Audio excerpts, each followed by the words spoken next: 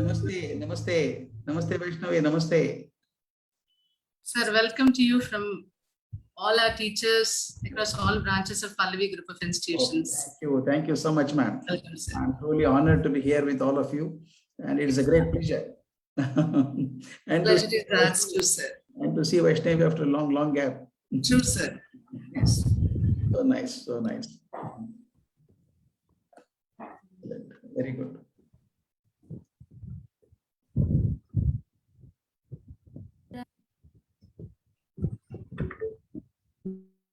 All the participants are the teachers of the schools, no ma'am? Yes, sir.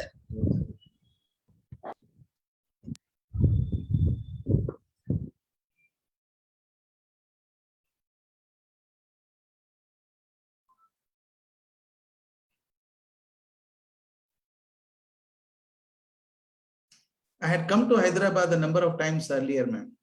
Is it, sir? Okay, that's nice to know. We had a chance of building a school there. Okay. It is called as the Nagarjuna institutions, within that. Right. It's a good, it's called Ganges Valley School. Ganges Valley Public School. In fact, I was associated with Nagarjuna Group earlier. Okay. He asked me whether he can build a school. I went and saw the place also. It was a very rocky area and people thought it cannot be built. I told him most complex surfaces can create beautiful schools. So, yes. In fact, the elderly man there was thinking of giving the name of Ganga. Okay. And I thought anyway, Valley. So I named it as, in fact, name was given by me. Said Ganges Valley Public School. It became Ganges Valley School now. That's very nice.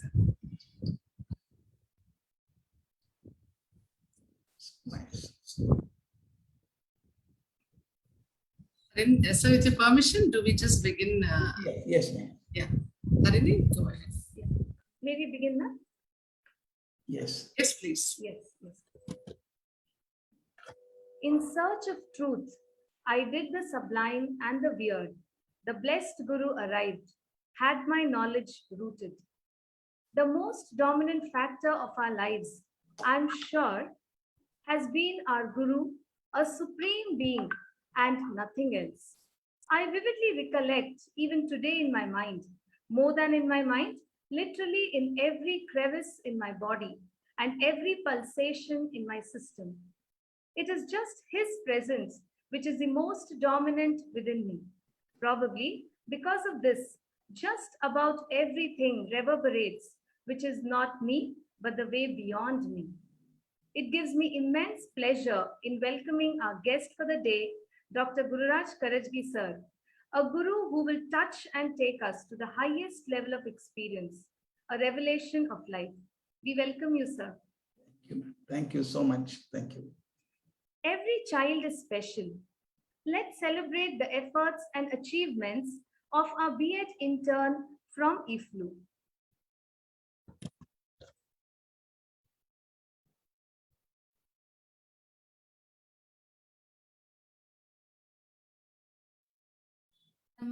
Sati Saraswati Veena Pani Vidyalarani Brahma Sati Saraswati Veena Pani Vidyalarani Brahma Sati Saraswati Chaturvedamudu Nive Namma Swaramulu nive namma Chaturvedamulu nive namma Sapta Swaramulu nive namma Takatakitayani talamu nive Takatakitayani talamu nive Sarvam nive Manjulavani Brahma Sati Saraswati Veena Pani Vidyalarani Brahma Sati Saraswati Gana Munive Nada Munive Gana Munive Nada Munive Kavi Pungavula గానము నీవే నాదము నీవే కవి పుంగవులకు కలము నీవే సర్వకళా పరిపూర్ణము నీవే సర్వకళా పరిపూర్ణము నీవే సర్వాణి గీర్వాణి చదువుల రాణి సర్వాణి గీర్వాణి చదువుల రాణి బ్రహ్మ సతీ సరస్వతి వీణా పాణి విద్యల రాణి బ్రహ్మ సతీ సరస్వతి వీణా పాణి విద్యల రాణి బ్రహ్మ సతీ Saraswati.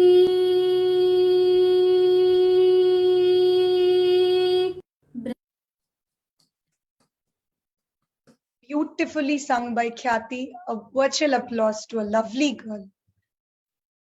Good morning. Sorry, good afternoon. I take the opportunity to welcome all the distinguished guests on this special occasion.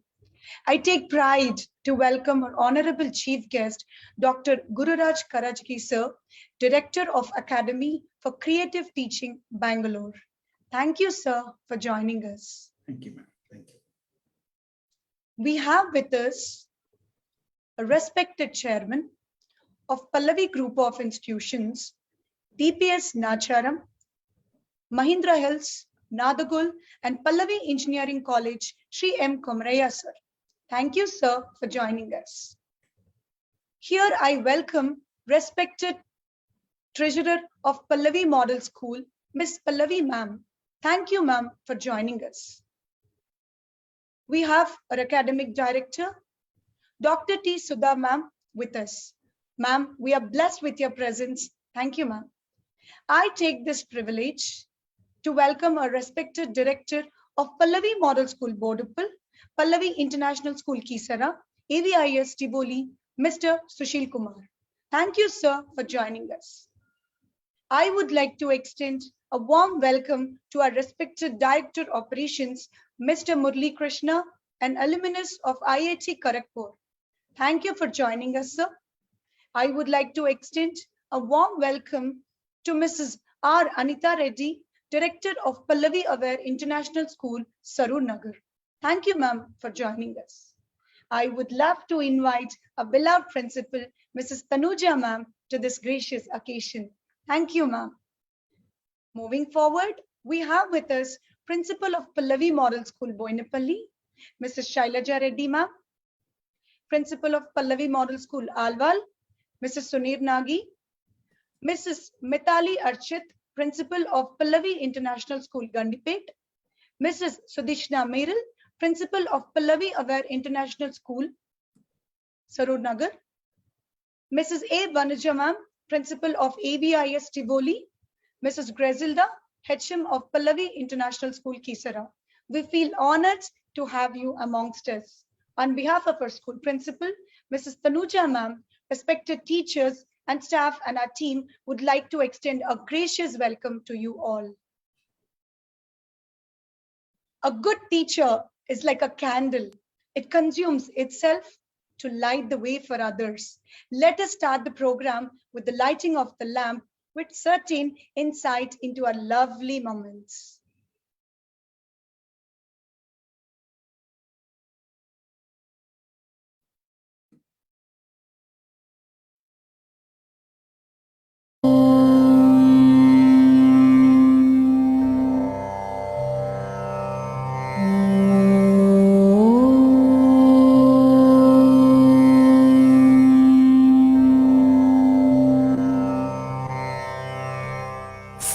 Saraswati नमस्तुभ्यं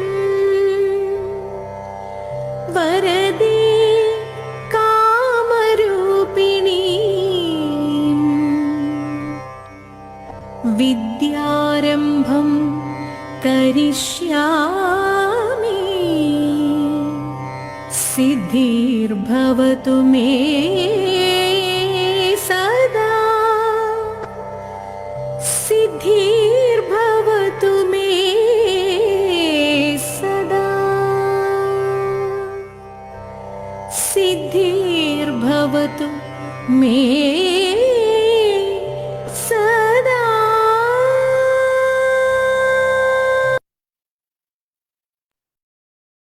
Guru is aspiration and Guru is inspiration. With this note, I would like to welcome Sudipta to perform the welcome dance.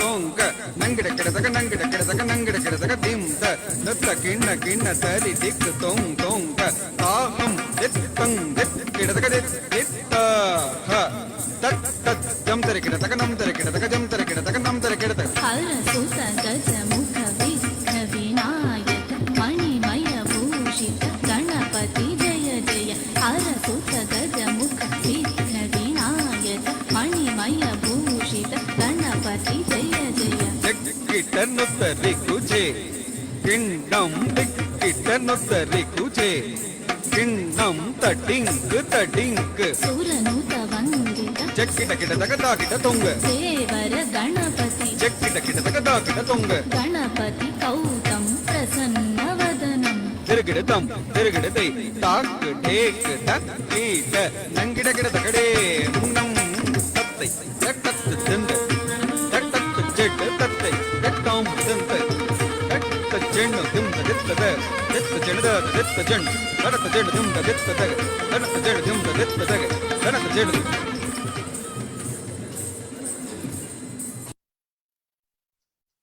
Thank you, Sudipta. You can have many teachers and you chose the teacher with whom you want to learn. You can have only one guru and the guru selects the disciple to whom he or she wants to give knowledge. With this note, I would like to request a principal ma'am to address the gathering. Thank you, Harini.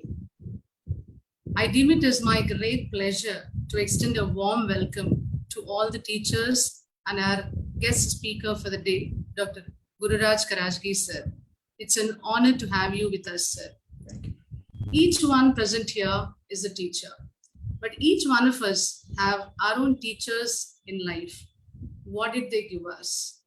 In an integrated way, it can be said that any enlightened human being can be created by three unique characteristics. One is moral value system, which we get from our parents. Secondly, the teacher being a role model. Not only does the student learn, but the teacher shapes his life with great dreams, and learning process has to culminate in the creation of professional capability, leading to confidence and willpower to make a design, to make a product, to make a system, bravely combating many problems. Today, it's an honor to have with us one such inspiring and eminent teacher with us, Dr. Gururaj Karajagi, sir, and I take this opportunity to take you through his little detailed but a very, very inspiring profile. Sir is a doctorate in chemistry and has published over 22 research papers in international journals. He's a life fellow of the Electrochemical Society of India and served in the boards of management of a few medical universities. Also served as a member of the State Resource Group for the implementation of total quality management in the colleges of Karnataka. He was the principal of the BBS First Grade College for Women, Bangalore, India for 16 years. Director of the VBS Academic and Administrative College, founder, principal, and academic director of the Jain International Residential School, and the founder director of the International Academy for Creative Teaching. Served as a member of the syndicates of a few universities and member of the Karnataka Knowledge Commission. trustee of the Lok Shiksha Trust, member of the governing body of the Indian Institute of Advanced Studies. And he completed 2,300 columns and authored 15 books entitled Karunaluba Velaku, and is immensely popular and seen several editions. He's authored 22 books so far and has edited many books, including Shikshana Shilpa, a huge collection of articles on education brought out by the JSS Mahavidyapeeth, Mysore. And he's also known for his daily spiritual discourses on a bilingual TV channel, Sri Shankara, with over 500 programs on Dasa Sahitya and Vachana Sahitya. Delivered more than 50 series of lectures at Gokhale Institute and considered as an outstanding motivational speaker. And his YouTube channel, Knowledge is Spherical, has nearly 3 crore views. And through his Academy for Creative Teaching, Sir is instrumental in building over 85 schools of very high quality all over the world. He has traveled and lectured extensively both in the East and the West and has conducted more than 2,000 training programs for educational and corporate organizations. He's been a teacher for over 4 decades without a moment's regret. Sir, we consider it as immense pleasure for having over you with us. And over to you, and all my teachers look forward to listen from you, sir. Thank you. Welcome you. Thank you so much, ma'am. I'm extremely grateful to all of you for having asked me to come here and discuss with all of you on a thing which is very close to my heart. And thank you for introducing me so beautifully. Actually, I'm a teacher. In the biodata that you have presented, only the last sentence is my creation. Other is created by my colleagues in the office. Last sentence that I have been a teacher for, actually, this is the 49th year of my teaching. And only thing I say is I'm spending 49 years as a teacher without a moment's regret. I never ever thought I came into a wrong profession. I should have gone somewhere else. And my only prayer to God is if I have another birth, I should be born as a teacher and nothing else. That is the passion that I have for teaching. Yes. And I'm so happy that I'm talking to such wonderful teachers of a beautiful institution called Pallavi Group of Institutions. I could see there are so many institutions under the umbrella of Pallavi, so many international schools, and so many teachers have come. I'm so grateful to you for having made some time to listen to me. The topic is excellent. I talked to Vaishnavi. I really congratulate her because she has studied with me for 1 year and still not bored. She asked me to speak. I have tortured her for 1 year. It's a tough course. The course she underwent, she would agree, it is much tougher than any B.Ed program. Such a tough program, 1 year program she underwent. A topic for me today is the journey from a teacher to guru. What is the basic difference that I'm talking about? The day we are appointed as a teacher, we become teachers. We become teachers. The day I receive appointment order, I'm a teacher. But if I remain a teacher after 30 years of teaching, it is a tragedy. It's a tragedy. I should have progressed into becoming something more than that. I should have progressed into, I may not become a guru, but I should be in the same direction, at least in the same path to go. That's what my idea is today, to share with you something extraordinary. As Principal Ma'am was talking, we all have seen our teachers who made our life so beautiful. In fact, I do an exercise all over the world. In every continent, I have done this exercise. I ask teachers to sit quietly, close your eyes for a minute. Think of all the teachers who taught you. All the teachers who taught you. I do this exercise everywhere. Now it's difficult to do it online, but still I'll tell you, you can do it leisurely at home. Think of all the teachers who taught you. Then take a paper and pencil. Write down the names of all the teachers who taught you. It may not be in a chronological order from pre-primary to university and all that. Whosoever comes to your mind first, write down the names of all the teachers who taught you. And the time you should fix is only 3 minutes, not more than 3 minutes. And people say, how can I write all the names in 3 minutes? I said, make an effort, make an effort. Very interesting things will happen. The pen starts writing down the names faster. First 7, 8 names come very quickly. After that, the pen slows down. You feel like scratching your head and say, yeah, I remember his face, but I don't remember the name. Does it not happen to you?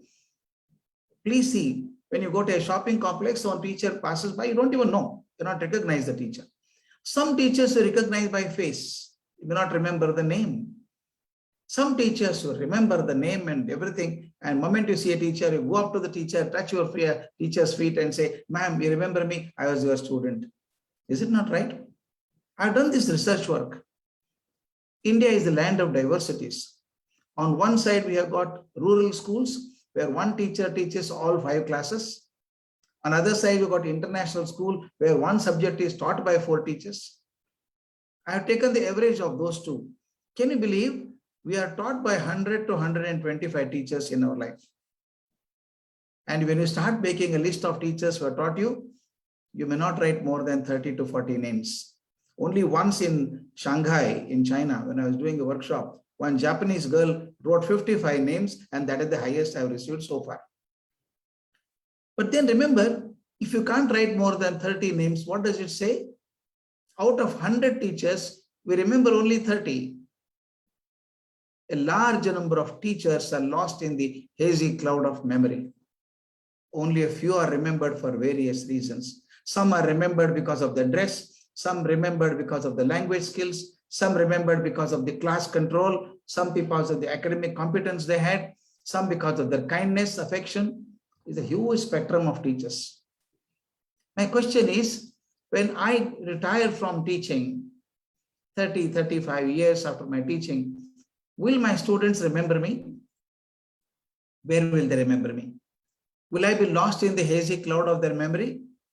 Or even if one student writes your name in a diary that this teacher was responsible for my success in life, I think our life is done. Our life is done. I always say that even if one student writes your name in the diary and says, my life is done because of that teacher, my life is done. How do I progress towards that path? That's what the topic is, journey from a teacher to guru. I'll share a PPT with you. Along with the PPT, we'll discuss together.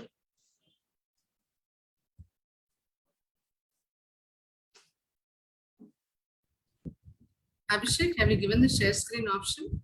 Sir, Yeah. you got co-host option, sir, but who is sharing PPT, sir? I'm sharing. Fine, you have the right, sir. You can share. Share screen. Yeah, I'll share the screen here.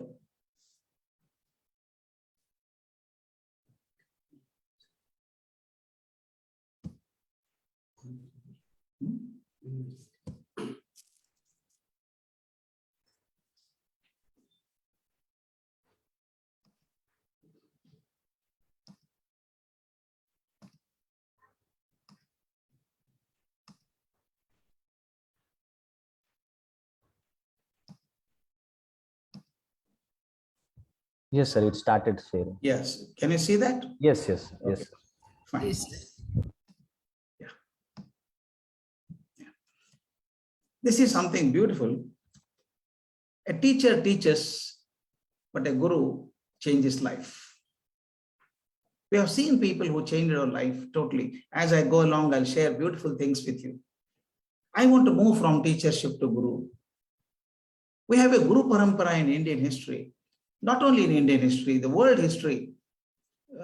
We have large number of teachers to disciple relationships. First one that strikes me is Vishwamitra and Rama, Krishna and Arjuna. And I would request you, urge you and compel you to read at least translated version of Taittiriya Upanishad in English, Kannada or Telugu, whichever you can read. This is one of the finest treatises that every teacher should read. There is an aspect in Upanishad, Taittiriya Upanishad, called Bhruguvalli. There's a relationship between father and son as a teacher and a student. How he allows the child to grow step by step into higher realms of life.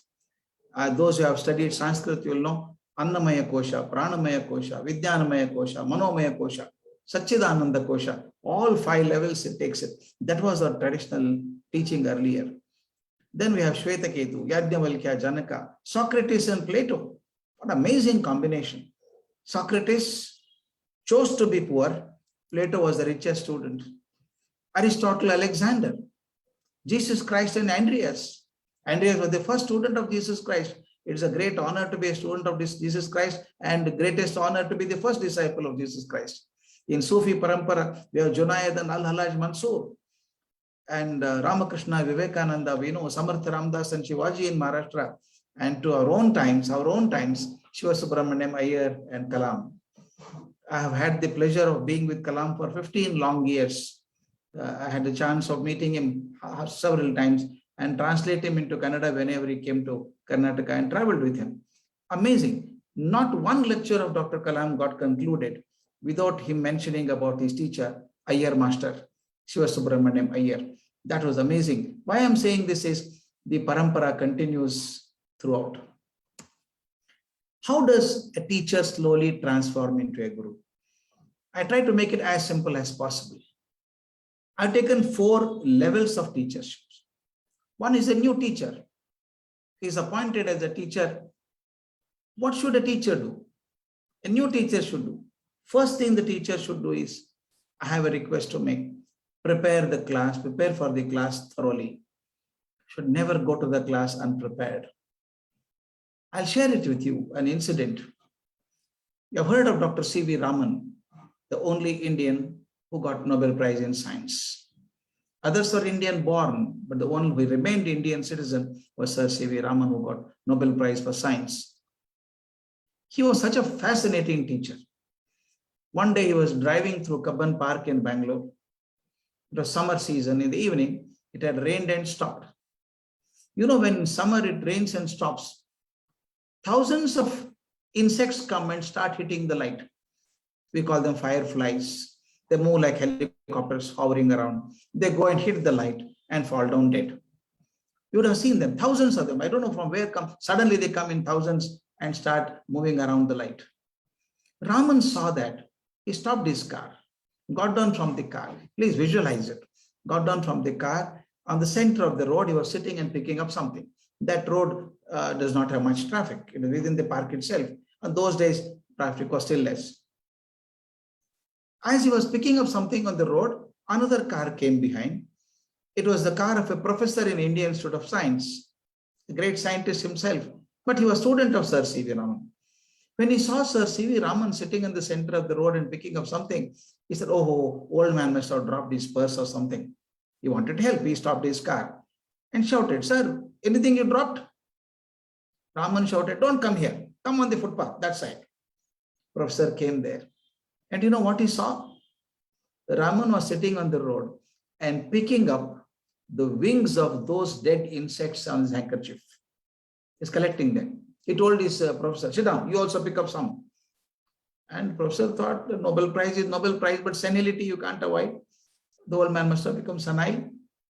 He also picked up quite a few wings. And when Raman thought it was enough, he took them and put in his coat bag and said, go now. Sir, I'll go, sir, but why are you picking up these wings of dead insects? What are you going to do with them? The answer Raman gave should be a lesson for all of us as teachers. He said, no, tomorrow I'm taking a class for the government school boys in Bangalore. I'm talking to them on diffraction phenomena. I want to show them how light bends when it goes from one medium to another medium. I want to teach them. And poor schools, government schools don't have diffraction grating. Don't worry. Do you know this wing of this dead insect works as a diffraction grating? Tomorrow, I'll give one wing to every child, ask him to see light through that and explain him diffraction phenomena. I feel wonderful.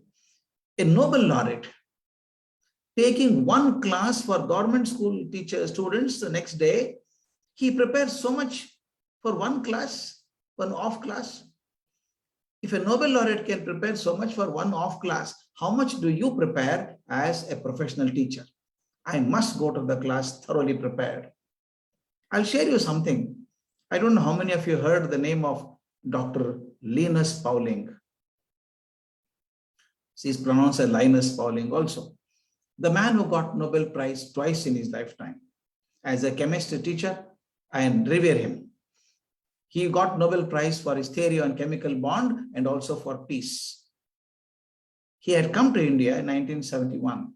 I was presenting a paper at that time. I was in my MSc class presenting a paper. My paper was accepted at the national level. I had a chance of seeing this man. Vikram Sarabhai, It's called the father of Indian space research. He was the secretary of the program. He had taken Linus Pauling to some of the best institutions in Delhi and Chandigarh and made a mistake of asking in the open house, sir, you saw some of the best schools in Delhi and Chandigarh. What is your opinion about them? He should not have asked. He should not have asked. He's such a blunt man. Linus Pauling became famous for going on the national television of America and telling the President Nixon, Nixon, you are a fool, first order fool. You are bombarding innocents in Vietnam. Stop the war. He collected 200 Nobel laureates and stopped the war. And he got Nobel Prize for Peace. He had come. And to me, he was a star. I'm a student of chemistry, and seeing a man who got Nobel Prize twice in his lifetime, to see him was a great honor for me. I received a medal from him at that time. I had desire to go and work with him, and it happened. I have one belief, my colleagues, please believe me. If you believe something very honestly, intensely, it happens. I had a desire I should work with Linus Pauling sometime. Destiny had it. Finally, I went to MIT in US and worked with him in his lab for 15 days. I was with Linus Pauling and something extraordinary. And he told Vikram Sarabhai, when he asked this question, what do you feel about our schools? You know what is the answer he gave? Still it shocks me. He said, you have got first grade buildings, second grade laboratories, third grade teachers. It was almost damaging remark. And Sarabhai said, sir, what are you saying? He said, I'm not making a sweeping remark. My assessments are different. I went to your libraries. You have got excellent books. I picked up the best book and asked the librarian, how many times the teachers read this book? He said, not many, sir. I went to the physics lab. I found a digital voltmeter. I was so happy. I asked the teacher, physics teacher, oh, nice, you have got a digital voltmeter. How many times children play with this? She said, no, sir, it's a costly one. We don't give it to students, sir. We keep it in the cupboard and lock it, sir. Then Linus Pauling told it's better to use a coconut shell as a voltmeter rather than digital voltmeter not used. He said, I leave it to you. The question asked in 1971, you can ask yourself. I can't ask you now. I asked all the teachers who came to me for taking my autograph. Hundreds of teachers came to take his autograph. He asked only one question to them. Can you name the titles of the books that you read last year? Can you name the titles of 3 books you read last year in your subject? He said, not even one could answer that. That's a sad thing. We have stopped reading. That's what he said. I have no complaint about teachers of India. Excellent. But only thing, they have stopped reading. The moment you become a teacher, I should become the first student. And even today, I feel uncomfortable if I don't read 100 pages a day. Without reading, how can I do that? There is a great scholar in Canada who was asking me every time I went for a lecture, sir, your overhead tank is full? Your overhead tank is full? If the overhead tank is full, you get water in the taps. If the overhead tank is empty, only air comes out in the tap. He was asking, have you filled up? Have you filled it up? Have you filled it up? This question I have been asking myself when I go for an interview, sit in the interview. Name 3 books that you read last year in your subject. Very rarely we get acceptance. Am I right? I would request you, especially beginning teachers or everybody with folded hands, please don't stop reading. Read well for your sake and for the sake of children who sit in your class. Prepare yourself thoroughly for the classes. Second is most important. Take care of your dress. And Vaishnavi knows very well, I am very particular about dress.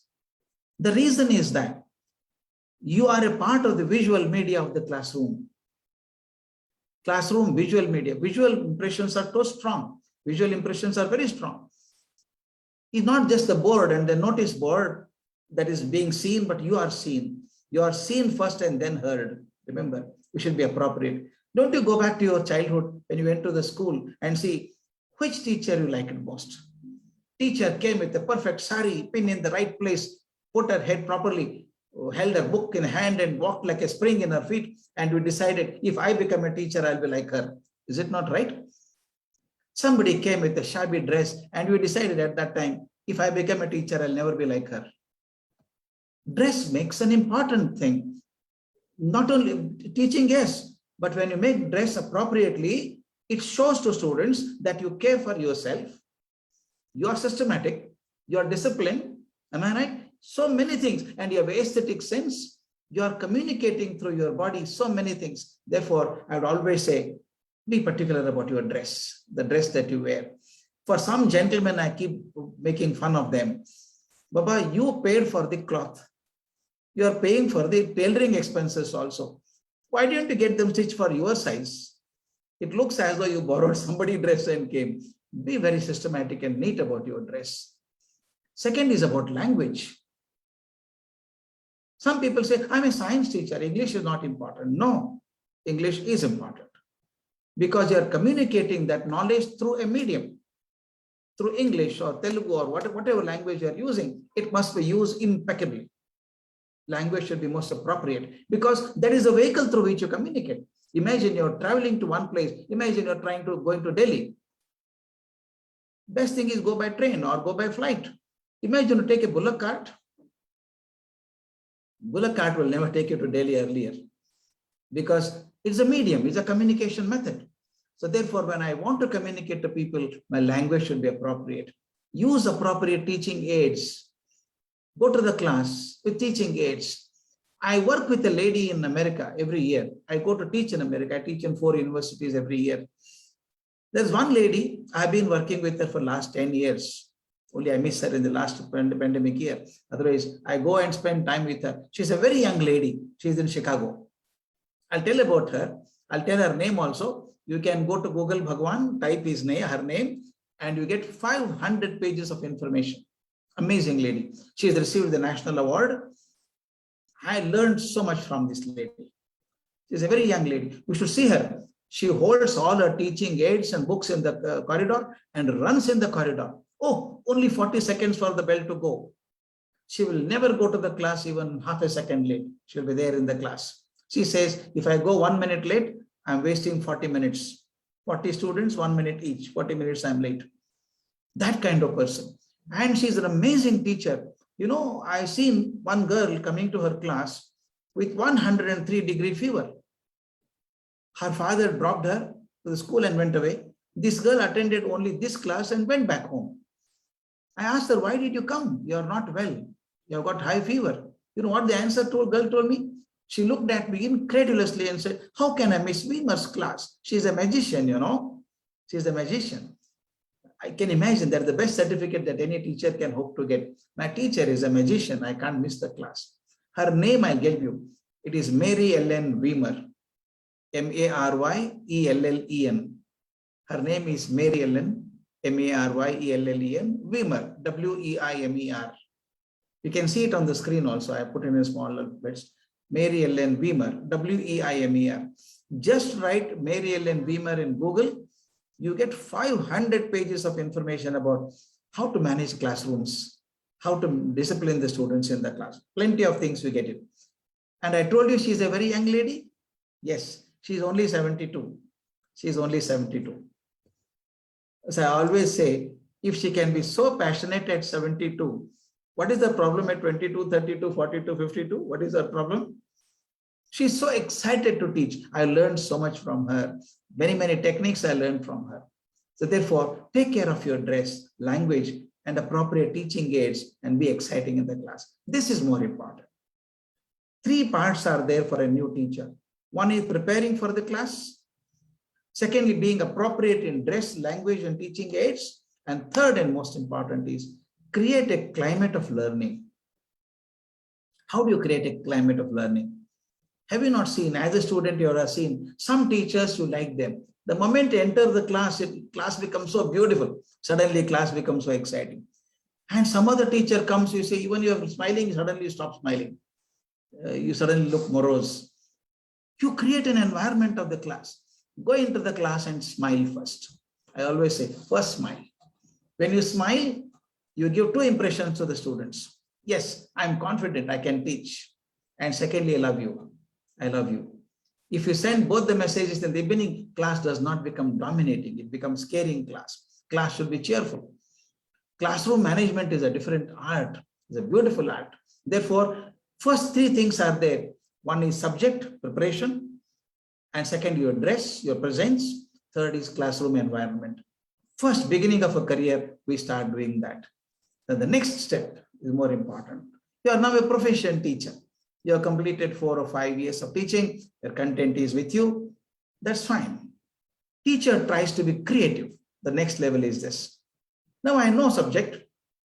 I have been in the school for 4 or 5 years, but I want to go to the next level. I want to be creative teacher. What do you mean by creative teacher? I'll give a story. I'll give an example for it. There was a Sufi saint called as Sarmast. Sarmast was a Sufi saint.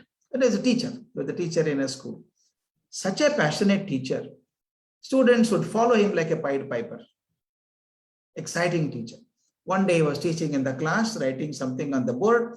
Children were watching him. Suddenly, all the teacher turned to the left and started looking out of the window. Said, hey, turn this side, he shouted.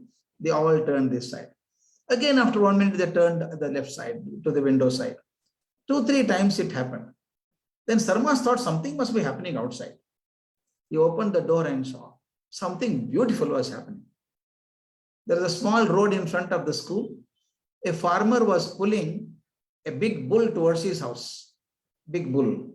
The bull was refusing to come. The bull was pulling the farmer this side. Farmer was pulling the bull on this side. There was a tug of war between the animal and the human being. That's a beautiful sight. How can children miss it? He called all the children, come out, see it. They came running out, stood in the corridor. He went up to the farmer and asked them, what are you doing? He said, sir, my own bull, sir, is refusing to come home. What shall I do? He said, wait a minute. Sarmast went to the edge of the road. Lovely green grass had grown. He picked up a bunch of green grass, removed the soil from there and showed it to the bull. Bull started following. He gave the grass to the farmer and told him, look, take this grass. Don't give him, just show him. Don't give him, just show him and follow. And the bull followed and went away. Then he called the students inside the class and started teaching. Students had no problem, teacher had no problem.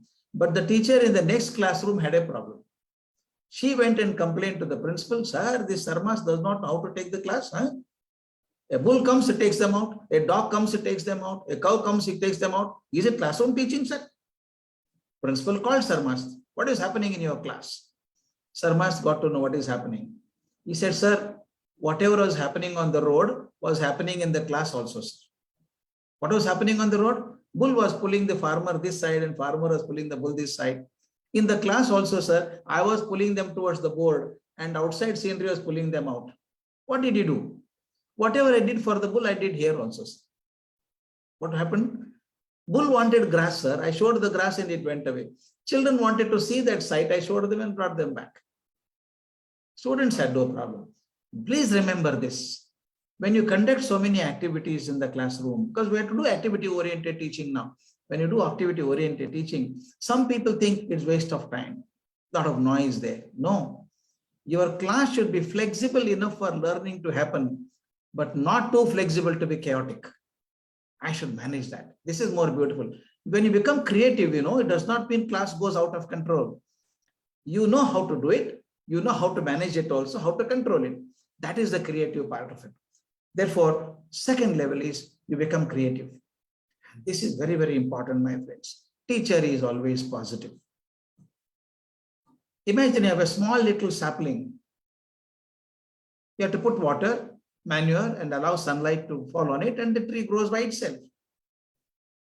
Is it possible that you put a sapling and go on pouring acid on it every day and say, grow well, grow well? Do you think the sapling would grow when you add acids? It can never grow. Similarly, negative thoughts are an acid for a growing child. Don't keep on talking about, oh, there is corruption here, oh, there is something happening, country is bad.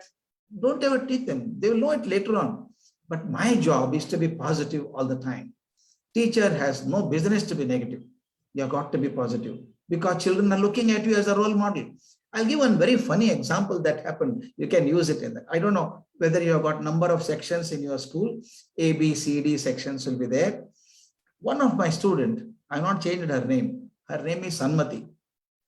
She was my student in the college. I was the principal for a long time, as Madam mentioned. She was a topper.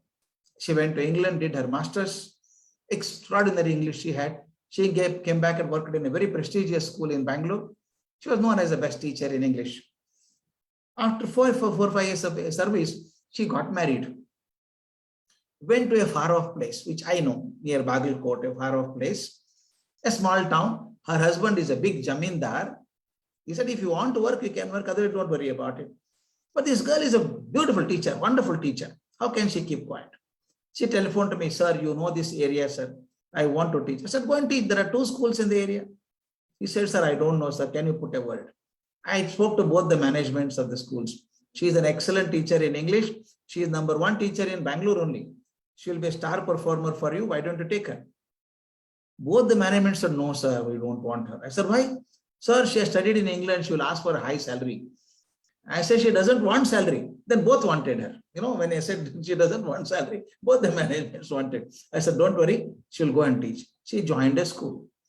And the headmaster was such a simple man. He was awed by her presence. She was an extremely brilliant lady, and she was awed. And then took her to his chamber and allotted the class and all that. She came back to the staff room and told others, principal is so nice, you know. He gave me a class teachership of 9th standard. Which section? They asked. They said D section. All the teachers looked at her as if she is an animal condemned to be chopped off. She said, D section, oh my God. What's the problem? She asked. Oh, you don't know? A section is all excellent students are in A. B are good students. C are okay. And sure to fail are in D section. Small rural area, and they are very badly behaved and all that is hopeless section. I don't know how you manage that section. She went to the class and gave a beautiful lecture and said, children, you should do well. We should all get first class. Very exciting talk she gave. They all started laughing. Why are you laughing? She asked them. Ma'am, this is D section, ma'am. The students were telling her, this is D section, ma'am. We don't get first classes. Difficult for us to pass also. We'll all fail. What happened? Got disconnected? No. Only the video is closed, sir. We could hear you.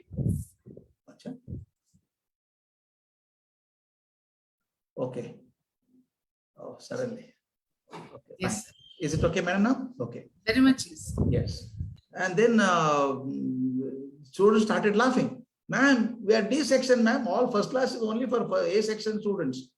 She telephoned to me that night, sir, all the students have decided to fail. What do I do for this class? I said, I'll give you a trick. I have got hundreds of tricks for that. I told her, Sanmati, don't worry. I'll send you one questionnaire. Very ordinary, useless questionnaire I'll send you. You admit in the class, take it to the class and ask the students to fill it up. Take it home. But one condition you should tell them, this questionnaire has come from England. We have got white skin syndrome, you know, and anything comes from England is most beautiful. Anything we say may not be so attractive. I said, please tell the student this questionnaire has come from England and this is the only school in South India where the test is being done. And it only tells you whether the students are intelligent or not. Conduct the test, take the papers home and don't value it. Don't value it. And I told her what is to be done. She did that. Monday, she allow the students to write this questionnaire. Wednesday, she went and told, who told you are done? The result of the questionnaire tells you are the most beautiful students in the school. They started looking at each other. So far, everybody had told me that we are dull. And this lady says that you are wonderful. And that questionnaire has come from England. You are all wonderful students, but one condition I have. Every day you should spare 1 hour for me. Stay back after one school. And she requested the maths teacher, can you spend 2 days, 1 hour mathematics for them? She begged the social science teacher, can you teach them for 2 days? Science teacher for 2 days. She sat with them, worked with them really well. And do you know, at the end of the year, that D section got 87% passes, while A section had 83% passes. The principal called her and said, can we convert this into A section now? She said, no, sir, let it remain D section only. The next year, ma'am, I'm not exaggerating a bit. She continued the same way of bravery and confidence. And that school became the first school in that area to get 100% passes in the 10th standard board examinations. Therefore, she tell me, nothing special about them. Every child has talent within. Every child has talent within. You trigger it, it goes up. You go on saying you are useless, you can't do anything, you are not going to do it. They will not be able to do it. This word of appreciation from a teacher is very crucial. Teacher has got to be very, very positive. And I would like next level of a teacher. He's not only exciting, but he brings the best out of the students, creates curiosity in their mind. That is called intellectual teaching. Intellectual teaching is not about solving more and more difficult problems. It's all about how to, at the end of the class, I don't know, some of you must have seen the serials in regional languages and all that. Most of them are useless serials. Even after 2 years, they are at the same place only. Nothing will change. But now see the look at the director's intelligence. At the end of the half an hour program, something happens and it keeps you wondering what will happen tomorrow. Am I right? You again get up early and sit before the TV to see what happened. Nothing will happen at that day also, but you will create curiosity. If a director of a serial can create that kind of curiosity, should not teacher create curiosity in the minds of the students? I'll share an example. I don't know whether I shared with Vaishnavi. I was the principal of an international school. And we had children from 15 different countries. I was a very liberal principal. I told children can ask any question to me at any time. It's a fully residential school. I stayed on the campus.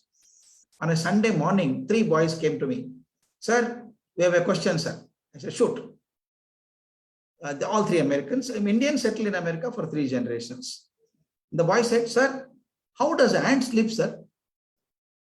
How does ant sleep? I did not know how I slept. How do I know how ant sleeps? Our teachers have an advantage. If I do not know the answer, I can give as a project work. I telephoned to the kitchen and told the manager, get me a pearl pet bottle with 3 ants in that, black ants, some sugar crystals, and make perforations on the cap and send it to me. Within 5 minutes, it came to me. I told the boys, I do not know how ant sleeps. You discover. I'll give it to you. They took it to the hostel. At 1 o'clock, I went to the hostel and wanted to say, I said, any good news? I saw there was a table. They kept the bottle there. All 3 of them are watching it intently, the bottle. And I looked into the bottle, something surprising. I had given them 3 black ants, but I found there is a black ant and a red ant and a green ant. I said, what happened, man? I asked them, sir, you gave us 3 black ants, sir. We did not know which one we were watching, sir. So we took it to the art room, painted 1 green and 1 red, sir. We were watching only the black ones. I said, carry on, carry on. At evening 5:30, they came to me, smiling from ear to ear, holding the pearl pet bottle like a Wimbledon trophy. I said, sir, we know, sir, how ant sleeps. How it sleeps? Sir, it runs around like this, and after some time, lifts the 2 front legs, sir, keeps his head like this, and sleeps for about 10-15 seconds, sir. I said, you fellow, how can 15 seconds be enough, man? He gave a big belly laugh and said, sir, we are so big, sir. We want 6-7 hours, sir. Ant is so small, sir. 15 seconds enough. I didn't know whether the right answer or the wrong answer. I telephoned to a professor of entomology in Agriculture University. He's a friend of mine. I said, this is what the children say. Is it true? He said, that's how ant sleeps. That's how it sleeps. Lifts the 2 front legs and keeps his head like this. 15 seconds more than enough for the ant. He needed a PhD to know how ant sleeps. With double PhD, I did not know how ant sleeps. But now, if only I knew how ant sleeps, I had told them, this is how ant sleeps. This information would have gone only to the information base of the students. But I'll tell you the best part of the story, ma'am. I go and teach in different universities. 2 years ago, when I was in the University of California at Berkeley, one of the topmost universities in the world, I finished my talk and came out. One big fellow came running behind me, touched my feet. Sir, you remember me, sir? Sir, how can you remember, man? You are a devil of a man. I can't recognize you. He said, sir, I was a student in JRS, sir. Oh, good, good. Then he asked me, sir, you remember the ant, sir? Remember the ant? Then I said, yes, I remember. Sir, I was a student, sir. Do you know, ma'am, I'm telling you, I have great pride in my heart. Today, he's one of the best entomologist scientists in America with 16 patents to his credit. 16 patents to his credit. And he told me, sir, all this because of that ant, sir. Please see, my friends, this is something beautiful. Don't teach everything. Don't simplify too many. Give some loose ends so the child can discover. And if you can create that curiosity, you are one of the best teachers. I call really a proficient teacher. And this is very important. A good teacher, not a new teacher now, you're a senior teacher. Sometimes we start making judgmental remarks. Oh, yo, that student is so dull. Yo, I taught for 1 year, he can't understand anything. Don't we make this statement like that? And normally, I always tell, I have not come across a dull student in my life so far. I have not come across a dull student in my life. He may not understand mathematics, but doesn't make him dull. My elder sister's classmate was a maths teacher in a school called Sharadashram in Mumbai. She would come on vacation to my sister and always complain, yo, the students are so dull in my class, especially 9th standard. When I go to teach mathematics, the fellows in the last row doze off. When they doze off, I forget my mathematics. They will never pass mathematics. She will always complain.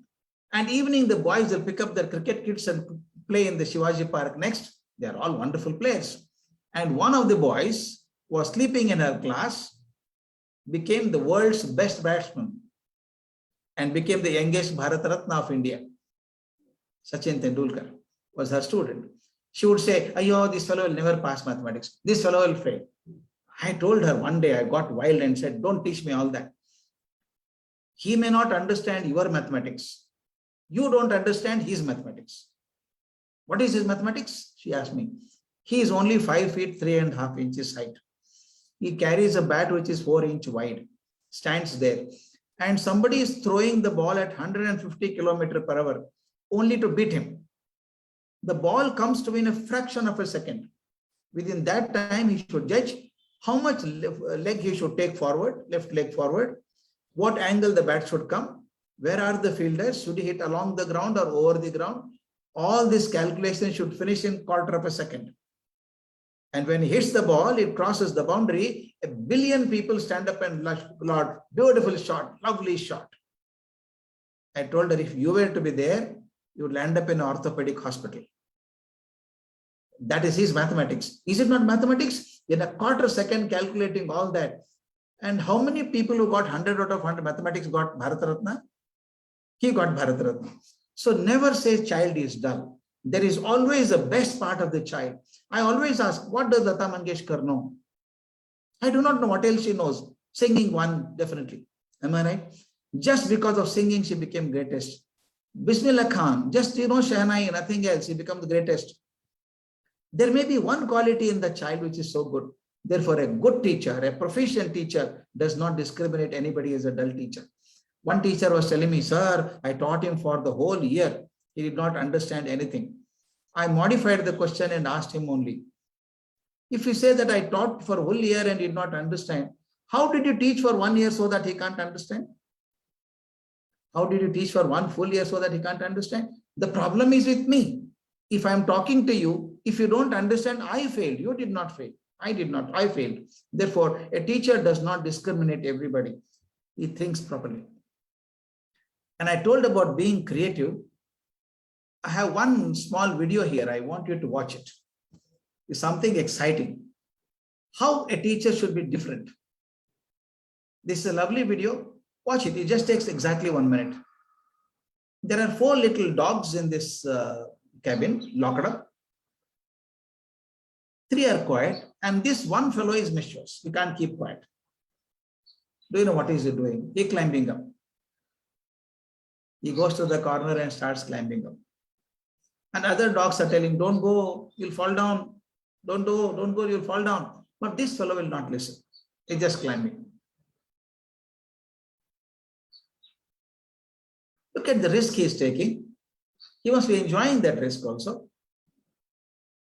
And other dogs are advising him, "Are we not quiet here? You also keep quiet. Why are you going up?" He's really struggling. Not that it's easy.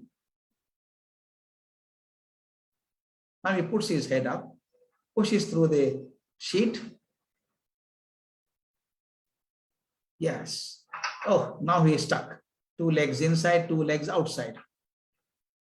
And these other dogs will sympathize. "Ayo, we told you not to go. You got stuck now. What will happen to you?"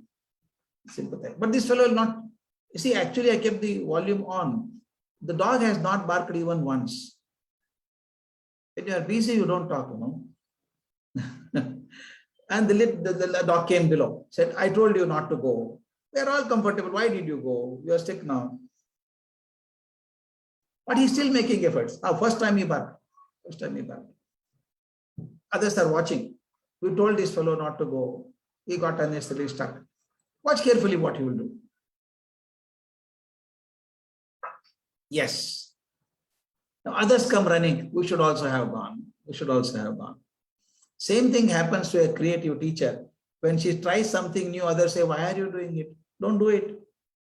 But once you become successful, others say, we should also try to do it. Therefore, I would always say, try to be the most creative teacher that you can will be.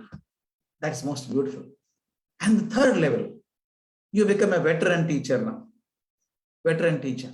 You are a senior teacher, and now people look up to you. I have a request to make.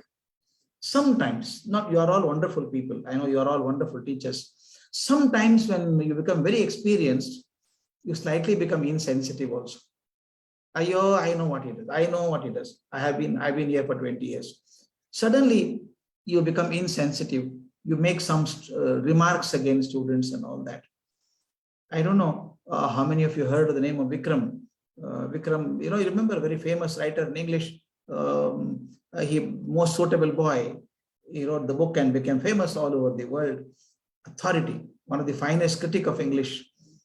You remember Most Suitable? He got the Pulitzer Award and traveled all over the world as a book critic. I had shared the room with him once in Delhi, long back. He told me of an incident that happened in his life. I can never forget it. I can quote it here today. How one small remark by a teacher can improve or destroy a student. He was in the 6th standard in Delhi school, and a good English teacher. She was teaching about some poetry.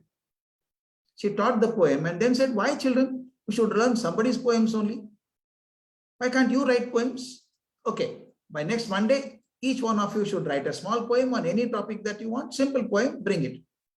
Children were so excited, she motivated them. Monday, all 40 children had written small poems. She said, I'll take it home. Wednesday, I'll give mark for it. I'll grade them. Students are very curious. Wednesday, teacher came and said, this poem is beautiful. Concept is beautiful. This poem, language is so good. This poem, story is very nice. She analyzed everything, gave them grades. And once she finished reading out the poems and giving it back to the students, she started a class. As she started her class, Vikram stood up. Ma'am, you're not given my paper, ma'am. I also gave a poem. Till then, the teacher was smiling and cheerful. The moment Vikram stood up and said, my paper is not given, she suddenly became angry and said, idiot, sit down. You are a stupid fellow. You are a cheat. I said, why, ma'am? I told you to write a poem. If you are incapable of writing a poem, you should not copy somebody's poem. You copied and came. He said, no, ma'am, sit down. I know you. You are a cheat. I don't want to talk to you. She shouted at him and continued the class. The boy felt boiling, was miserable in the class. After the class teacher went away, this boy cried and cried, and slowly the helplessness became anger and then became kind of a frustration. He did not like her. The class ended, year ended. Next year he had another teacher. He continued 10th standard and then went to PUC and went to the pre-university college. He became famous in writing. By the time he completed his degree, he was famous all over the world.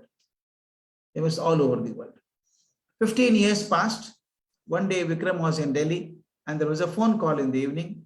A gentleman was on the line. He said, are you Vikram? He said, yes. Vikram, can you do me a favor? Can you come to our house for 5 minutes? He said, sorry, sir. My schedule is very tight. I can't come anywhere. So it's a special request.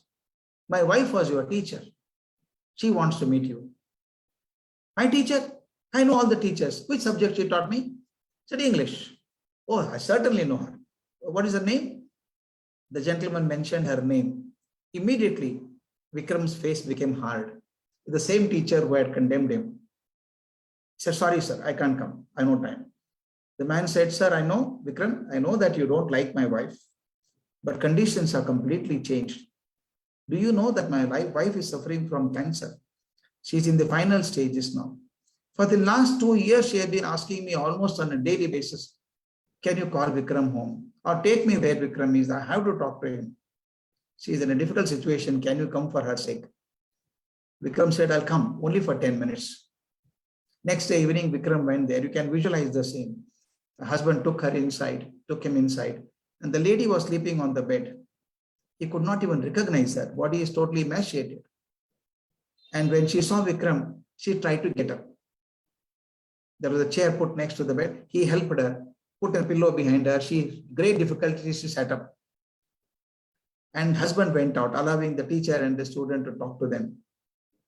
He said, Vikram, see that cupboard in the room? Open the cupboard. Open the cupboard.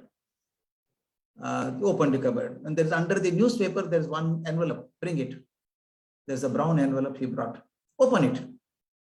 Vikram opened. What does he see there? The poem that he had written when he was in 6th standard was there. She inconsolably started crying, held his hand and started sobbing like a child. Child, I did great injustice to you. When I saw your poem, I could not believe that a 6th standard student can write a beautiful poem like this. I thought you copied. I shouted at you. You know, I had valued your paper. I'll show you. She had marked F in red color and marked it red. And it failed. But then when I learned that later on you got such a gift of the gap and you're such a brilliant speaker, brilliant writer, I valued it again. You can see now. It's marked as A++ in green and circled it. Child, I am so guilty. Kindly pardon me for being so impulsive at that time. Vikram said, ma'am, don't say that. Both of us made the mistake. You were sitting on the mountain of anger. I was sitting on the mountain of ego. I should have come to the staff room, told you, ma'am, no, ma'am, I have not copied, ma'am. Give me another chance. I'll write another poem and show you. I should have proved my innocence. I sat on the mountain of ego and drifted apart. 15 years has taken us out of. Anyway, ma'am, now we realize. Nice that you called me. Both of them talked to each other and then he left. As he was leaving, he touched her feet and took her blessings. Suddenly he saw in her eyes a flame of light in her eyes. He came back that night. Early morning, next day, 5:30, early morning. Again, the same gentleman called Vikram and said, Vikram, I'm so grateful to you. When you came, my wife was so happy. And she was so relaxed after you left, completely relaxed. And I should also tell you, half an hour ago, she died. She died at 5 o'clock in the morning today. I think she was holding her life only to apologize this to the boy. This is what happens when you are sensitive. I want you to be very sensitive to students and appreciate what the good they have done.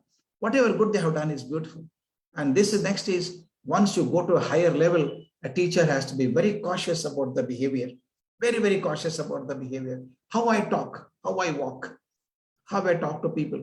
When I'm walking in the corridor also, please remember you have 1,000 students, 2,000 eyes are watching you.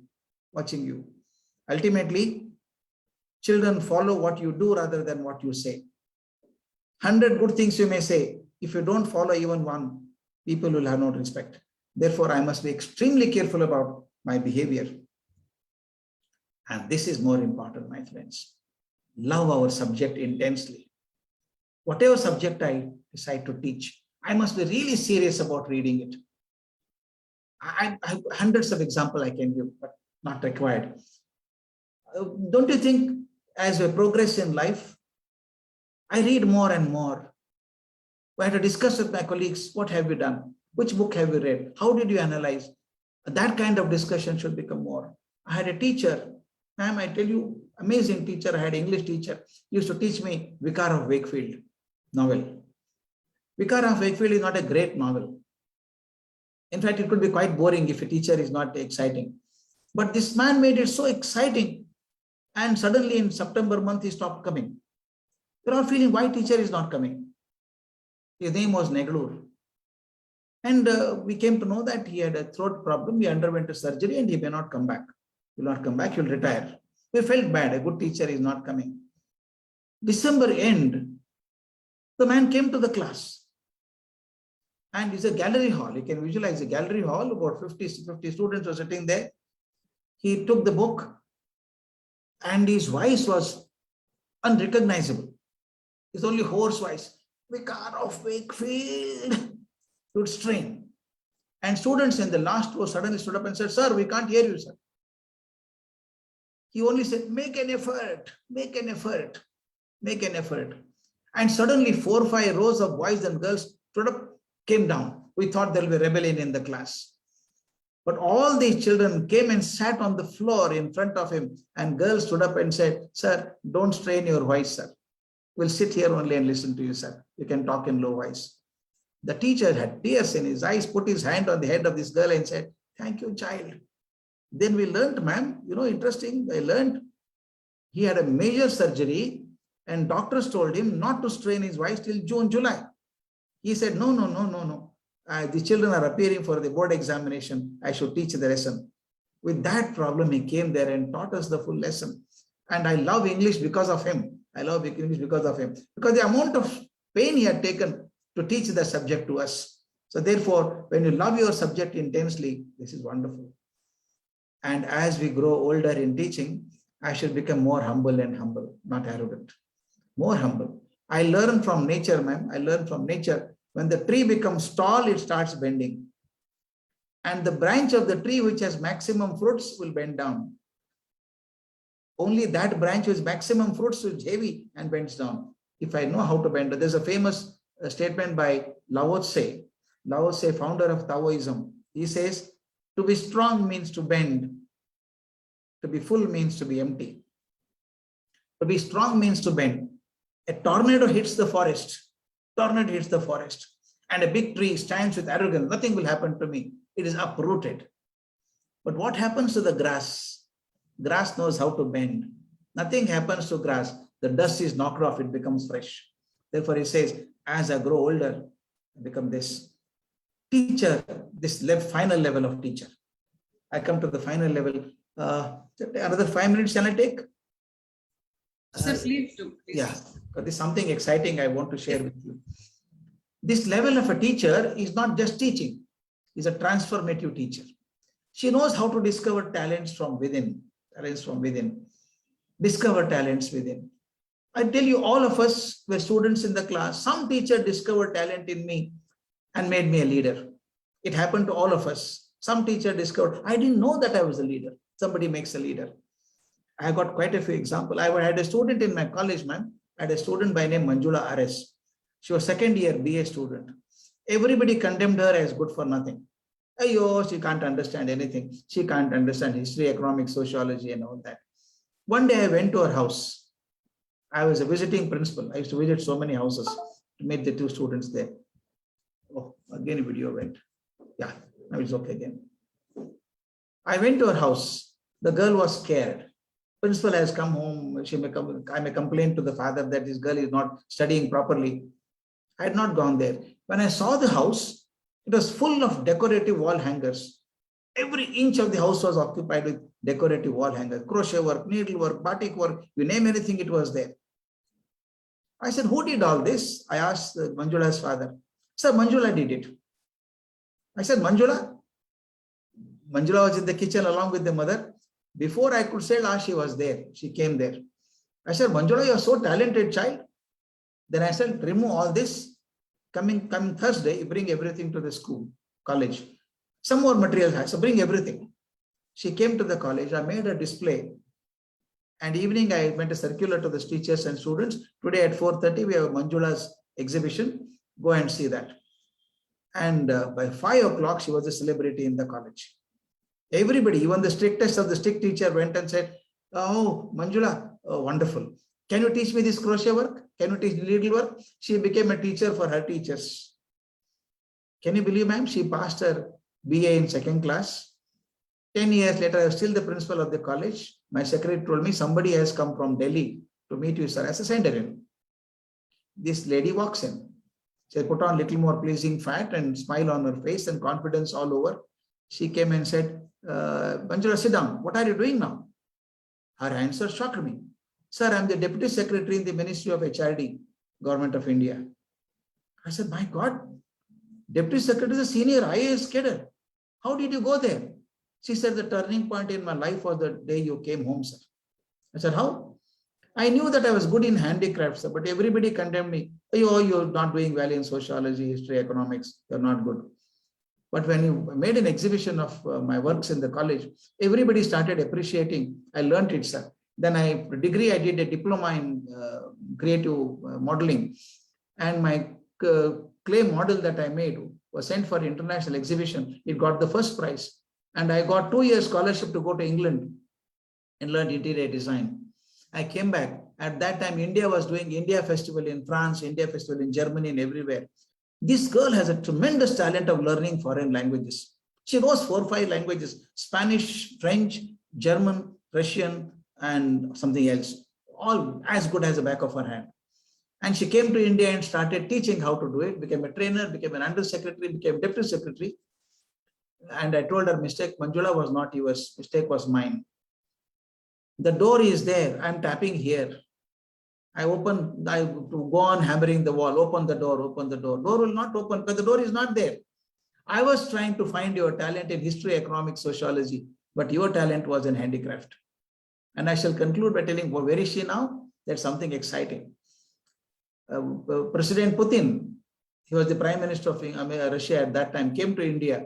And this girl explained to him the whole exhibits in beautiful Russian language. He said, would you like to come to Russia? I said, why not? In Moscow, Red Square, just behind Broad Square, there's a 5th Avenue Road. There's a 6-story building called India Handicraft Center. She became the director of the center, and just retired. Just 6 months ago, she retired. And today she is a role model for thousands of girls in Bangalore. They say, we want to be like Manjula. We want to be like Manjula. Everybody condemned her as a dull student. Am I right? If you can discover talent, that is the greatest quality of a great teacher. And after that, teacher has to love the profession completely. I may become a teacher by choice or teacher by chance. Some people say teacher by choice or teacher by... To me, it's not important. If you're sitting in a car and driver is driving, if he says, I became a teacher, I'm driver by chance, it's a very risky affair. Whether he's chance or a choice driver, he said, better I keep his eyes open and drive cautiously for the people sitting behind him. Is it not right? Whether I became a teacher by choice or chance is not important. I should function like a teacher.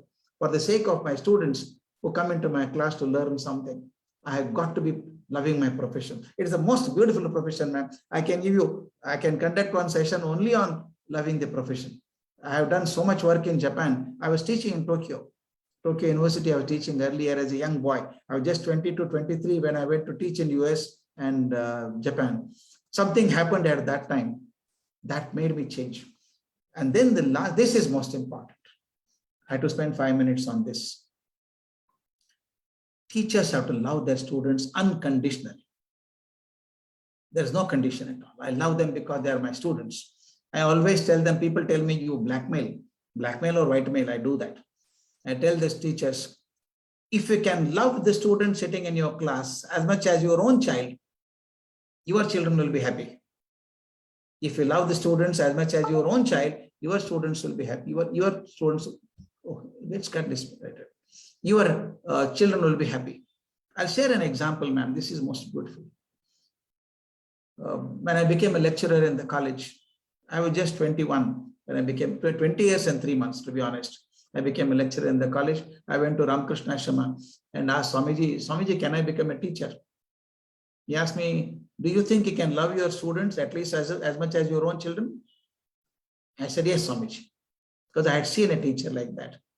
When I was studying in a place called Dharwad in Karnataka, I joined a school called K. Boards High School. It was a very famous school, rank getter school at that time. And I finished my 10th standard. My sister, my elder sister, I have not seen a genius other than her in my life. One of the finest students. She got first rank from MSc, SSLC to MSc throughout her career. She was in MSc final year. I suffered because of her. You know, when you have an illustrious brother or sister, you suffer so much. Everybody would ask me, oh, you Lata's brother. No, why are you like this? What can I do? If she gets first rank, it doesn't mean I should also get a first rank. I finished my 10th standard. My father was in government service. And being an honest government servant, he was transferred more frequently. We had a small house in Dharwad. My sister and myself, my grandparents stayed. My father used to travel. When I finished my 10th and I waited for my sister to finish her MSc exam, then we traveled to our parents' place. My parents were in Kolar, down south. We were up north in Dharwad. Down south, my parents were staying. We would go to parents only during vacations. And you know, when children stay in the hostel, when they come back, we treat them, pamper them so much. And same thing my parents did. He took some 6 days off and took a vehicle, and we went to travel Tirupati, Kalahasti, and all those places. And we traveled, came back late at night and slept. My father got up in the morning and he was reading the newspapers of all the previous days when he was not in town. This is the disease with many men. Whenever they are not in town, they would read the newspapers of all the previous days and wonder how the world progressed without their not reading the newspaper. He was reading the paper, suddenly he shouted, "Hey, what is this fellow's number?" Because 5 days ago, results had come. SLC results had come. I was sleeping. My sister knew the number better than me. She said, "Anna, don't worry. I know the number." And she was so confident that her brother will get a rank. Everybody expected a rank from me. She took the first page. The 10 names are published. She looked 1, 2, 3, 4. It was not there. Check, idiot, missed the rank. First, those days, even the numbers of all successful candidates would come in the newspaper. The numbers were small. She looked into first class. It was not there. Check, no rank, no first class. This fellow should pass at least second class. She looked into second class. It was not there. With increased palpitation, she looked into third class. It was not there. I had failed in the SLC examination. She started crying, usual reaction. My mother and my sister started crying. My father was angry. This idiot cannot pass 10th standard. What will he do? Usual. After half an hour, my father remembered that I'm the only son. Then he called my mother and said, "Don't shout at him. Should not do something for his life." He said, "Where will I shout? You don't shout." There was an understanding between father and mother. When I got up in the morning, my parents were so nice to me. Parents are normally nice. When they become too nice, you become suspicious. And I saw my sister, her eyes were red. I said, "Akka, what happened?" She hugged me and started crying. She was my role model. She said, "Idiot, you faced in 10th standard. Which subject have you failed?" I said, "Have the results come?" I said, "Go and see the results." I did the same process again. Rank, first class, second class, third class. I was more smart than them. It was a Kannada paper. I took 2 rupees and purchased an English paper. Maybe Kannada papers make mistakes. Some hope against hope. And I was declared fail in English paper also. I started crying. And the only person who could guide us at that time was the principal of the school. It was in Dharwad. You remember those days, there was a black box called telephone. You go on turning the numbers like this. Your finger will get skewed, but you will not get the connection. I tried for 3 days and number could not come. My father said, "We'll go to Dharwad." My father and myself went to Dharwad. We are going in the corridor. You can visualize that. My father was ahead of me. I was mortally scared because I had to go and meet my headmaster. You have heard of a Rishi called Durvasa in Puranas, short-tempered man who would give curse everybody. My headmaster was 100% more short-tempered than Durvasa. And I knew that he would hit me. I was so scared of him. And my father going ahead suddenly said, "Staff room," as if I did not know. I studied in the same school. I was not worried about staff at that time. I was worried about the principal. I just went and looked into the staff room. Unfortunately, my maths teacher was sitting there and he saw me. "Hey, Karajagi, come inside." I went inside with my head bowed down, stood before him like a lamb to be butchered. He scolded me in chaste words, "Idiot, good for nothing creature. I taught you mathematics for 1 full year. Can't you get 30 marks? You got 13 marks. Shame on you. 13 marks. Don't show your face. Get out." It was he who called me inside. Now say, "Don't show your face." How can I go without a face? I went out crying. Then he called my father and shouted at him also. Those days, teachers used to scold the parents also. He said, "What, gentlemen? No responsibility? When results come, should you not be in town? See, this fellow has failed in SLC examination." I got the consolidated marks card from the SSLC board. The lowest marks he has got is in social science. He got 92 marks. He cannot fail. I taught him math. He should get 100 out of 100. Something has gone wrong. And there's only 5 days given to apply for retotaling after the results. Very. Please watch. He said, "I went to your house on 3 consecutive days. House is locked." Please watch. "I went to your house on 3 consecutive house is locked. What responsibility?" He said, "Don't worry, don't worry. I knew that you are not in town." So 3rd day when I came back, I myself took the application form for retotaling. I filled it up as a guardian and I have sent 5 rupees to SSLC board, applied for it. Take care of this boy, should not commit suicide. We came home. I remember the day, it was 21st of May, hot afternoon. I was sitting alone in my house. I could see the road in front of my house. In summer, the heat is so much, the tar of the road melts. And you can see the mirage on the road. Road was burning like a hot stove. Suddenly I saw my teacher coming on the road. Maths teacher coming on the road. Typical Dharwad, North Karnataka dress. Kache dhoti, white shirt, black coat, black cap, thick glasses. He was holding the edge of the dhoti in one hand, holding his chappals in the other hand, hopping on one leg, perspiring profusely. I was wondering what is happening to my teacher. He was a diabetic. He had hurt his toe. The toe had swollen so much he could not wear the chappals properly and walk fast. Since he wanted to walk fast, he said, forget about it. He was holding the chappals. He must have had blisters on his feet. I was wondering, where is my teacher going? He turned towards my house, dropped his chappals outside the threshold, walked inside. Let me tell you very honestly, it happened 50 years ago, but to me it appears as if it happened 5 minutes ago. And time stopped. I just stood up. You don't know, when a young teacher, young student, when your teacher comes home, you don't know what to do. I just stood up. He came to me, hugged me, and started sobbing like a child. I had never seen a teacher crying in my life. He was sobbing like a child. I thought something must have happened to my teacher. I also started crying. After 2-3 minutes, he pushed me out, put his hand in the inside the coat pocket and took out a piece of paper and said, see what idiots had done to your life. Huh? Take this. I could not read because my eyes were moist completely. Through these moist eyes, I looked at the sheet of the paper. It was a telegram from the SSLC board, which said, result is changed from fail to 8th rank, send cumulative card for correction. I had got the 8th rank to the state. But let me tell you very honestly, ma'am, at that time, I was not happy that I got the rank. I was completely happy that my teacher came home, hugged and cried. In those 5 minutes of hugging and crying, my teacher demonstrated to me what is teachership. What is teachership? Values are not taught. Values are lectured about. And finally, at that moment, I decided, come what may in my life, I'll remain a teacher and become nothing else. I had very good academic career. I had ranks throughout my life. I did my PhD, still remains a record in India as the fastest PhD in India. I finished in 1.5 years. I was the youngest one to teach in America at the age of 22. I was a professor in different universities. But my decision was clear. I want to be a teacher. I prayed God. My only prayer even now is that if I can be 100th as good to my students as my teacher was to me, my life is successful. And another prayer to God is, if there is another birth, I should be born as a teacher and nothing else. These are the moments that your teachers, a guru who can transform you. It can happen only when you can love your students unconditionally. This is the last one I want to say. I want to show one important thing and stop. I want to show something. How attitude of a teacher is more important than the knowledge. 3 things are required. Knowledge, skills, and attitude.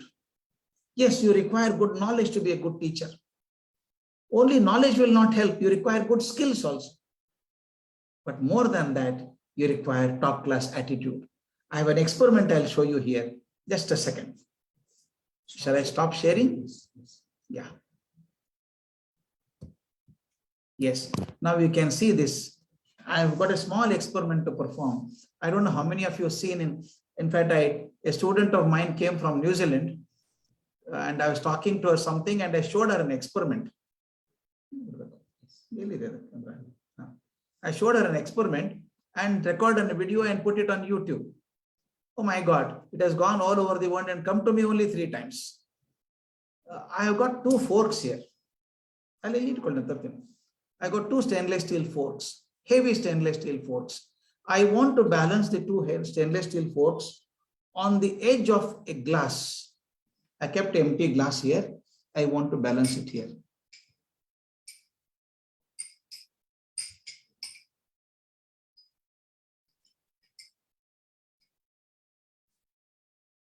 Please watch. Oh, melody. Can you see the forks are hanging freely on the edge of a glass on a toothpick? The forks are hanging freely. The forks are neither touching the glass nor the table or anywhere. Yeah, correct. This is okay. Now, can you see this? The forks are hanging freely. Yes. And then they're not touching the glass. They're hanging on the edge of a toothpick. I don't like toothpicks. I'll burn the toothpick from inside. Just see what happens. And fork is stainless steel, this glass, and toothpick is the only object which can burn easily. It's a dry piece of wood. Watch carefully, what will I do? Now it starts burning. Can you see it's burning? Yes. Yes, sir.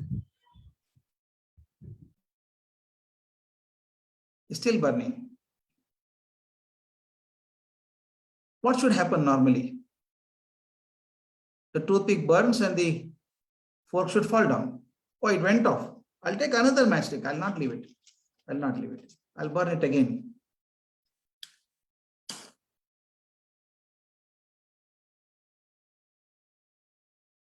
Not two. You can take 20 matchstick, it will not burn beyond that. Hold it closer. You can see it has come to the edge of the glass. Have you seen? It come to the edge of the glass. You can see here. Yes. The whole two forks are hanging on the edge of the glass.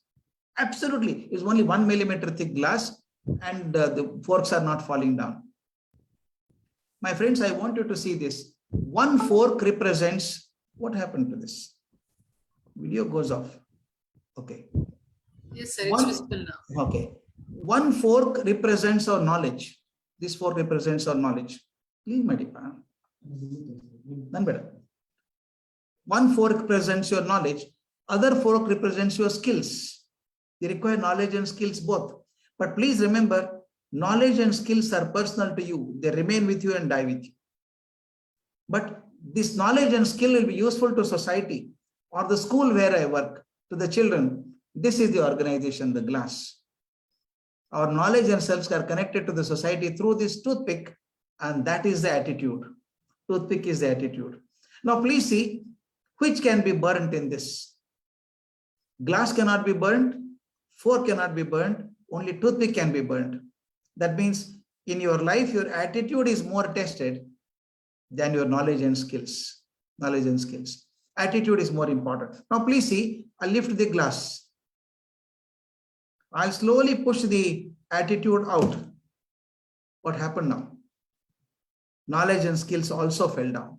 I always say knowledge and skills are a function of the attitude. I must be very careful about the attitude. And the more careful we are about the attitude, we'll be more successful.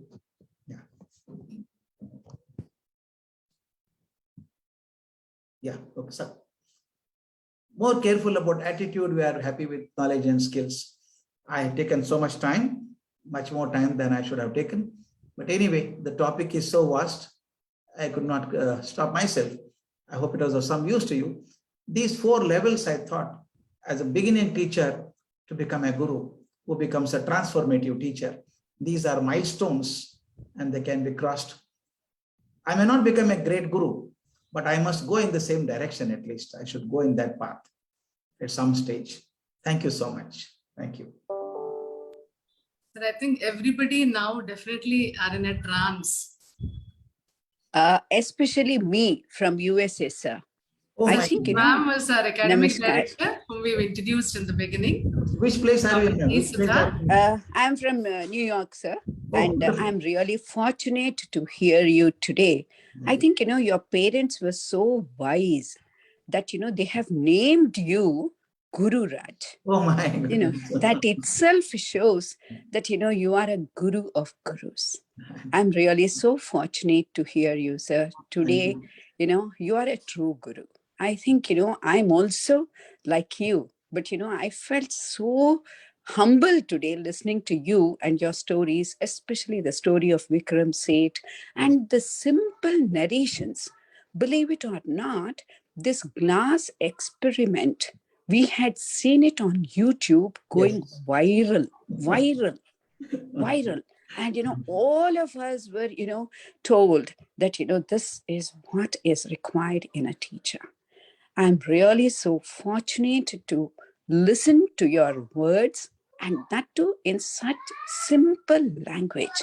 This is what always, Dr. Abdul Kalam used to say, if a scientist can reach a class 1 student with his or her language, he or she is the greatest scientist. And Yes. today, I bow down my head and I salute you, sir. Sorry, I cannot show my face because, I'm this is an early morning Early hours hours. for us. And so that's the reason why, I'm not formally dressed.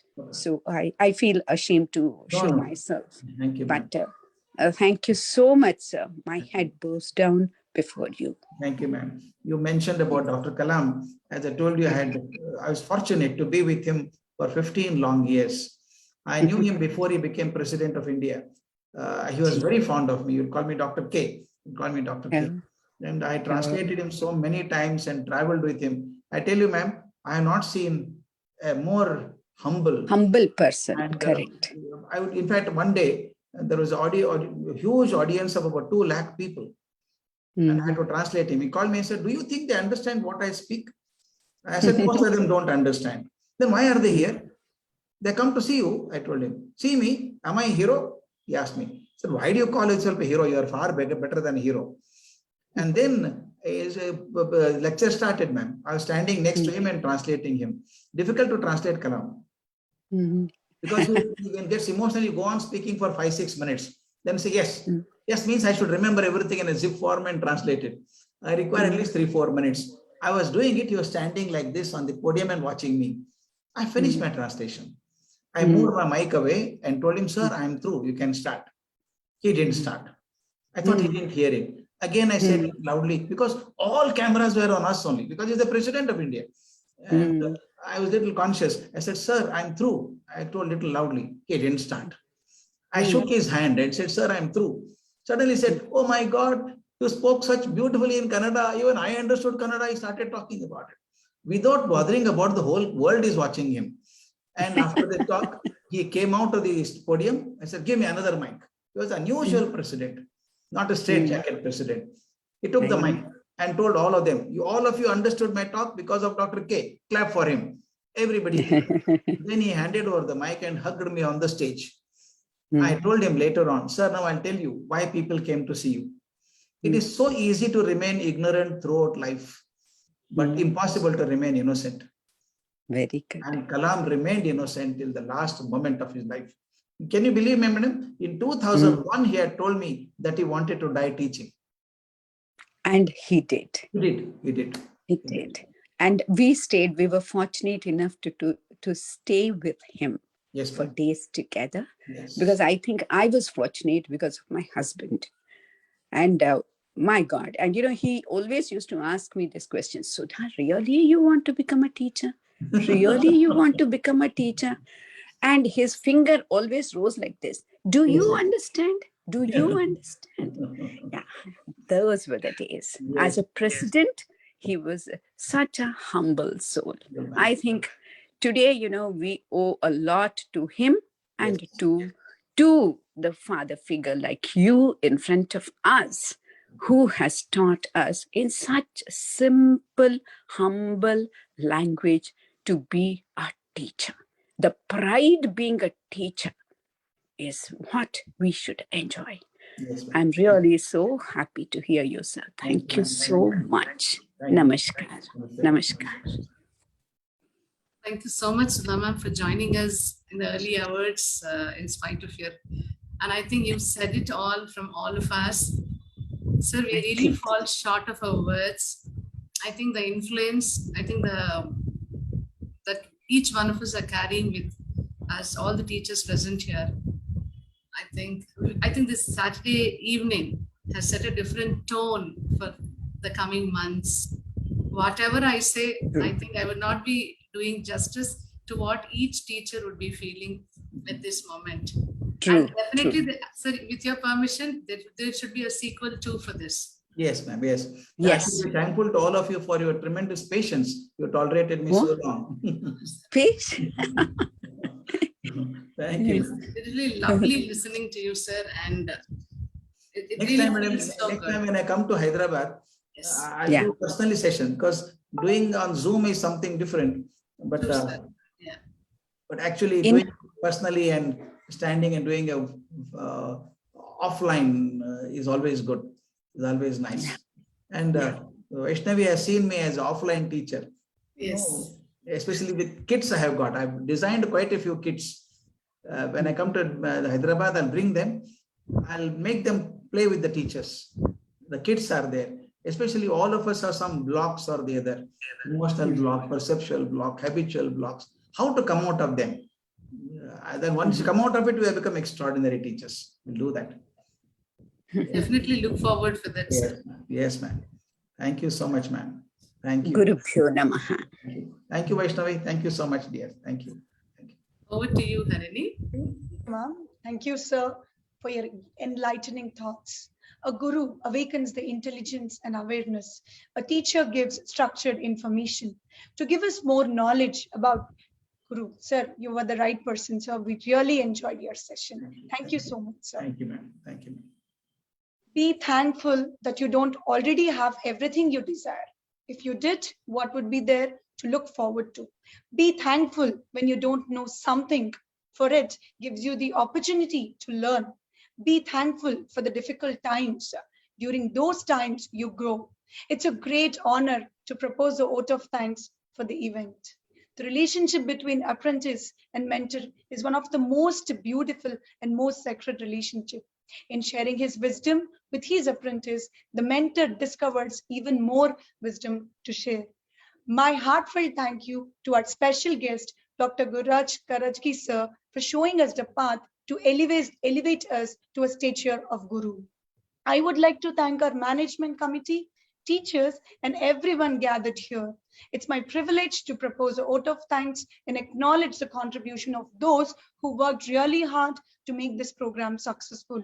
I would like to extend my thanks to our principal, Ms. Tanuja ma'am, for being the catalyst and stimulated us to do our best and standing as pillars of strength. I mentioned my deepest sense of appreciation and would like to place a record and hearty thanks to all mentor teachers because whom we made the function possible. I would like to thank our logistics team for their enormous support. And I would like to thank our students for their lovely performances. Thank you all. Thank you so much. Have a nice weekend. Thank you. Thank Thank you you so so much, much, ma'am. sir. Thank you, ma'am. Thank you, ma'am.